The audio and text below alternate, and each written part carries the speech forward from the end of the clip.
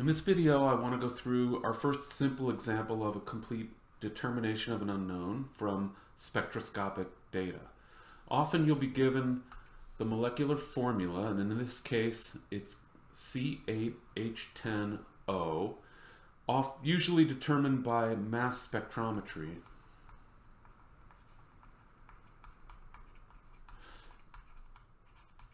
Which we won't really go into in detail right now. But mass spectrometry can give you the molecular weights and molecular formula of unknown compounds, or at least support that information. From that formula, you can apply it to the formula for determining the number of unsaturations, which, if you go and look at that formula, we would take 8 carbons minus hydrogens over 2, which would be 5. And then there's no term for nitrogens or halogens, so in this case we only have the +1 at the end. So 8 minus 5 is 3, plus 1 is 4, so we have 4 unsaturations, meaning we have 4 rings or 4 double bonds or some combination. The next step, and I would recommend this sort of systematic approach to these problems, writing things down, keeping track of little bits of information, filing them away but not getting rid of them, not forgetting about them. So if you're given an IR, you can just do a quick check for the big 4, as I mentioned in class. So the big 4 are over here on the right. We have alcohol signal, very distinctive, broad and intense for the OH group of an alcohol, OH stretch of an alcohol. We have a carbonyl signal, sharp and strong for the C double bond O stretch. We have that same C double bond O stretch accompanied by a broadening, maybe not always this intense, for a carboxylic acid. So the carbonyl group here and the OH stretch stretched out over there, sometimes much shallower. And then the last one of the big 4 is the NH stretches of the amine, which appear here as this little double peak. So my quick look at our IR spectrum here on the left says that we don't have any C double bond O stretch, we don't have any amines or OHs, so we have nothing useful from the IR, except that we know we have an oxygen in our formula. So if that oxygen is not an alcohol or a carbonyl oxygen, then from all the functional groups we've learned to date at least, the oxygen must be an ether oxygen. So we do have a little bit of a clue there. That's all the time I would spend on IR, if that much time. Just check to see if you have one of the big 4 and deduce what you can from there. Then I would recommend counting your signals in the proton and carbon NMR spectrum. Here's our proton NMR spectrum, not graph. We have a 1 hydrogen signal here, a 1 hydrogen signal here, a 1.5 and a 1.5. So obviously you can't have a half a hydrogen. And what you would do with this integration information is double this. So make that 3, 3. And if you double it there, you have to double it across the board. 2H, 2H. Now you count 2, 4, and 6 is 10 hydrogens total. And does that match what we see in the formula above? Yes. So all of our H's accounted for.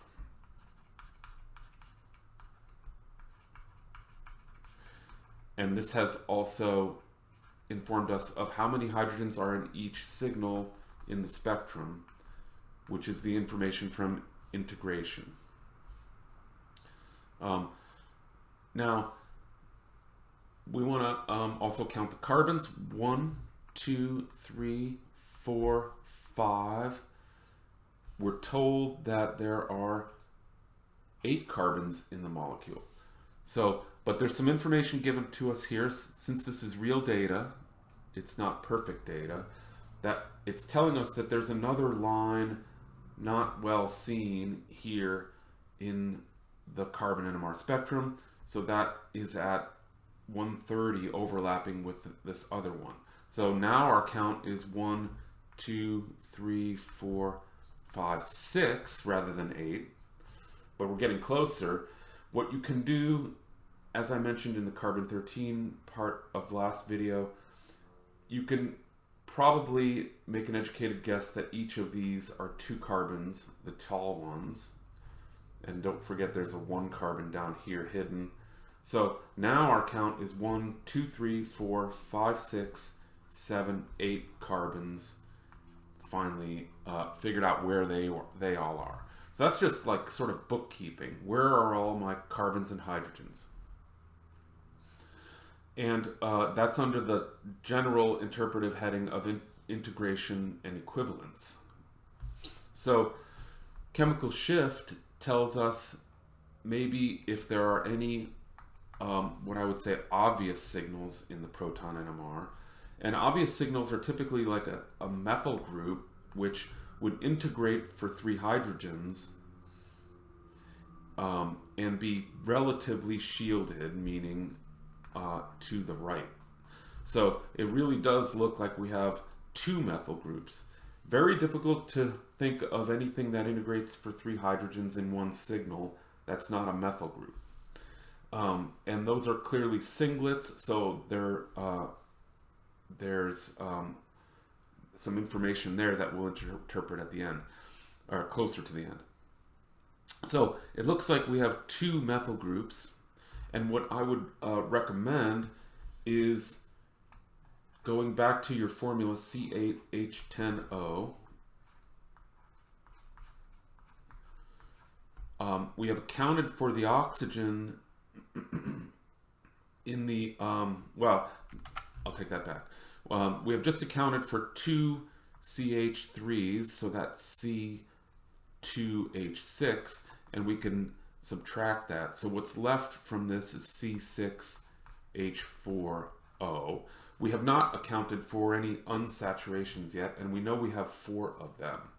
So that's a piece of information we filed away earlier, but we don't want to forget about that.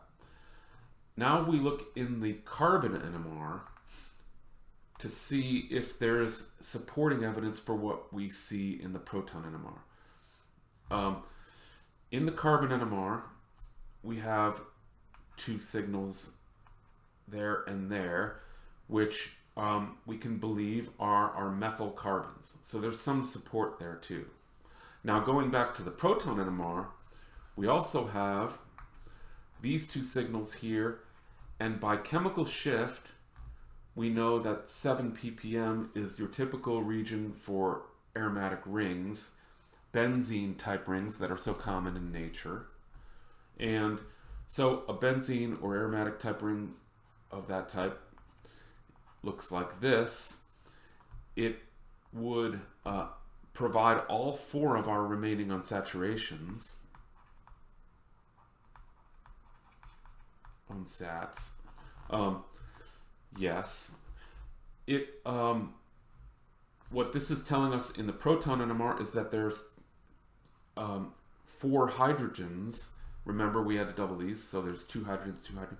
4 hydrogens distributed around that aromatic ring, one way or another. And then again, checking with our carbon NMR, does the carbon NMR support what we see in the proton NMR? There should be 6 carbons in the aromatic region of the carbon NMR, which is this region exactly right here. So 1, 2, 3, 4, 5, 6. So there's definitely 6 aromatic carbons. So yes, 6 aromatic carbons. And when data starts to just agree all down the line like this, you're pretty sure that you're on the right track.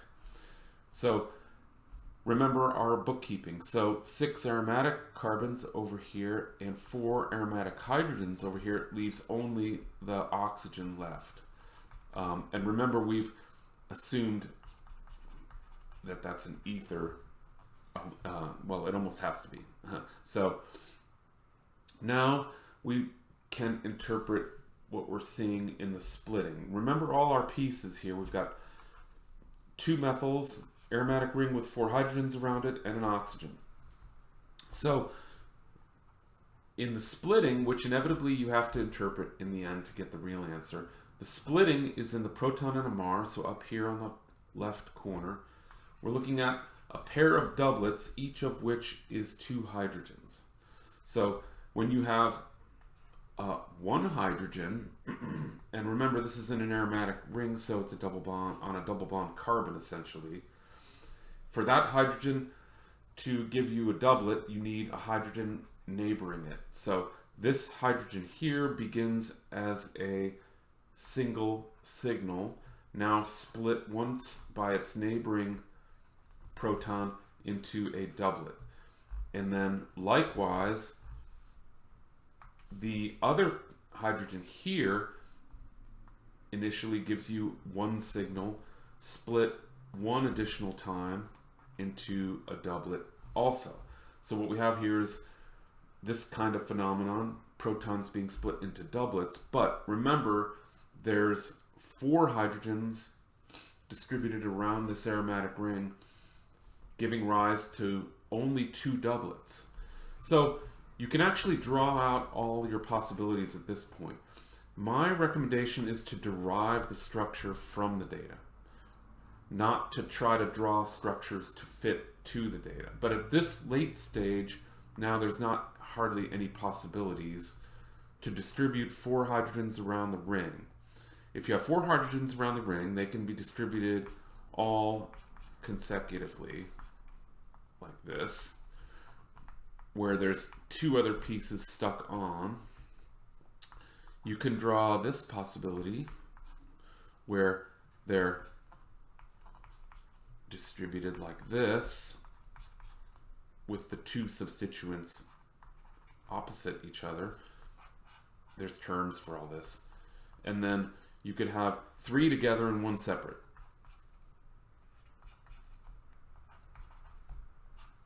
And those are the only 3 possibilities to distribute 4 aromatic hydrogens around a benzene type ring.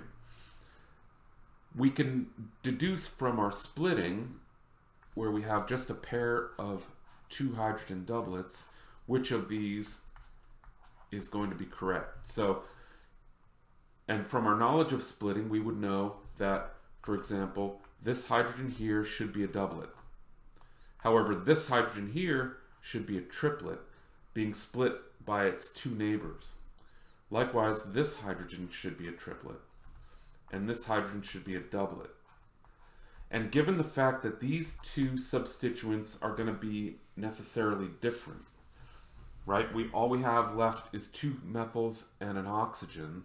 So we have to put a methyl on one of them and an O-methyl on the other, and they're going to be different. And so that means this possibility is not going to be correct, because we would expect from here some sort of pattern of doublet, triplet, triplet, I didn't draw that very well, doublet, spread out. And so that we can rule out.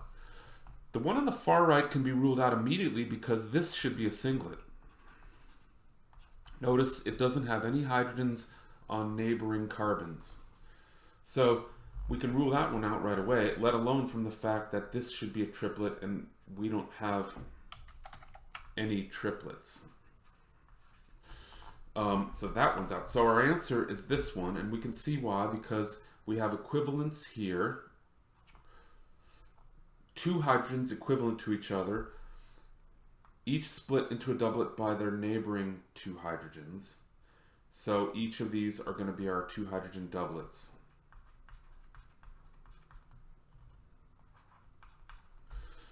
And they're not equivalent to each other because finally we can put on our methyl group and what's only thing left, O-methyl. And so this 2-hydrogen doublet is not equivalent to this 2-hydrogen doublet being in different chemical environments, closer or further from the methyl or O-methyl. So this is our final answer. Now, in the next video, I'll talk to you about how to present your data for your final answer. And so this is a rather simple example. I'll also have another worked problem like this, working it all the way through to the end in another video.